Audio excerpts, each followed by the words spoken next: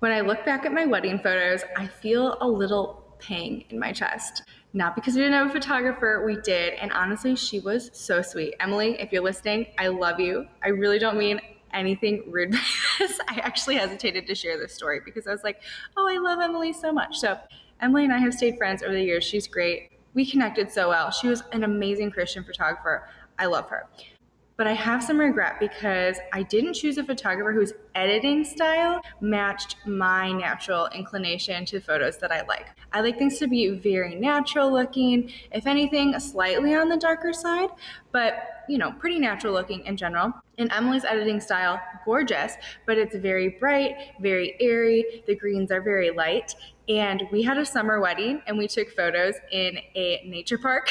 So all of our pictures are very bright green, very light, very airy, which is fine. I'm so glad we have wedding photos, but it's not my style. And now that we have a family and we've done family photos, they don't match the style of the photos that I do now. And so our wedding photo on the wall, gorgeous, but it does stick out because it is a different editing style. And I wish I had trusted my gut and taken more time to find someone who could edit it the way that I was wanting it to be edited.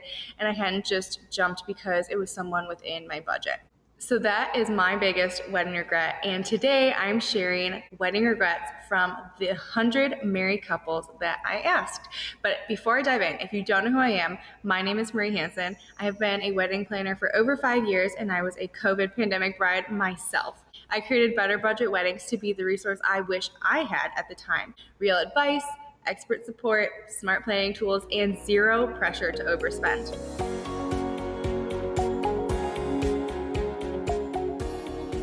Okay, so I surveyed 100 married couples and asked them all the same question. What do you regret most about your wedding day? Their answers were honest, heartfelt, and in some cases really tough to hear if I'm being honest. But if you're in the planning stage, this is gold because once you know what they would change, you can protect yourself from the same heartache. So let's break down the top 5 wedding regrets that real couples shared and what they loved the most too. Number 1 was not hiring a professional photographer that fit their style. 67% of couples said this, and I honestly, myself, fall into the same category. Lisa said, "We hired my friend's cousin who had a nice camera. Half of our photos are blurry, and we have no good shots of the ceremony. I'd give anything to go back and spend money on a real photographer." Photos are the one thing you can't redo. You will want someone who knows how to capture the moment, light, emotion, movement, and edit them in a way that feels true to your style. Number 2 was trying to please everyone. 52% of couples who responded said that this was one of their regrets. Michael shared, "We invited people we barely talked to because we felt obligated. Our wedding was full of strangers instead of our chosen family." This is your wedding. It's not obligatory that you invite anybody other than who you want to be there. You're allowed to protect your peace, and if someone drains your energy or adds stress, they don't need a seat. It is your wedding, your decision.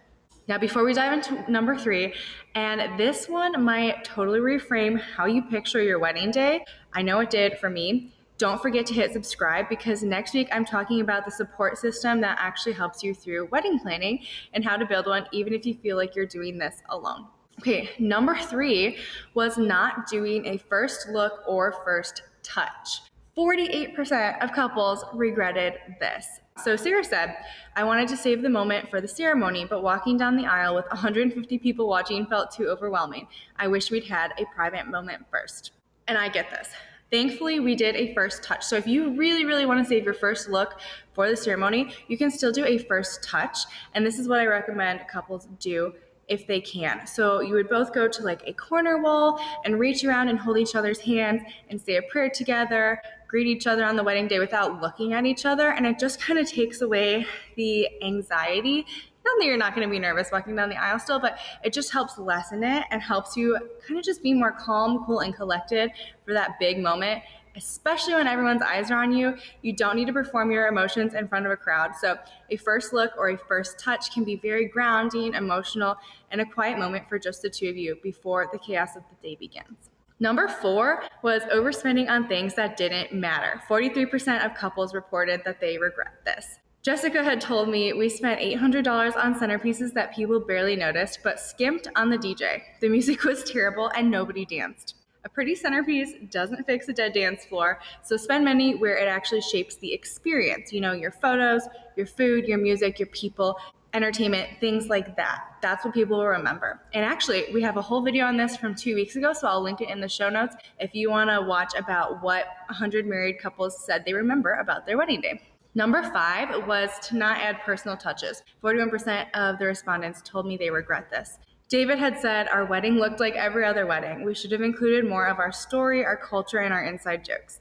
Personal touches don't have to cost money, but they do make your day unforgettable. Build in your personality, your quirks, your history. That's what makes your wedding feel yours. One couple I'm working with right now, JC and Tommy, they are doing photos at each of their tables of the age they were at that table. So for example, table 1 has a photo of each of them at 1 year old. Table 5 has a photo of each of them at 5 years old.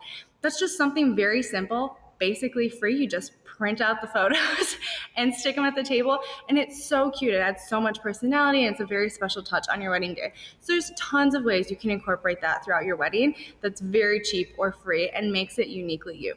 So I just really want to touch on what couples loved most, because while it's important to know what they regret, I think it's important to know what they said they remember most fondly. First of all was their vows. They really, really remembered their vows, whether they were pre-scripted or they wrote them themselves. Doesn't matter. They all remembered them with equal fondness, and it was just a really beautiful moment of the day. And that's kind of the moment when you get married. So people really, really loved that moment. The next was the food. So people really talked about the food. Some people have regrets over their food and just doing standard wedding food, but the people really talked about how they remembered their food. Whether they liked it or not, they remembered it because eating is just a very social and cultural and meaningful experience. It's a communal experience.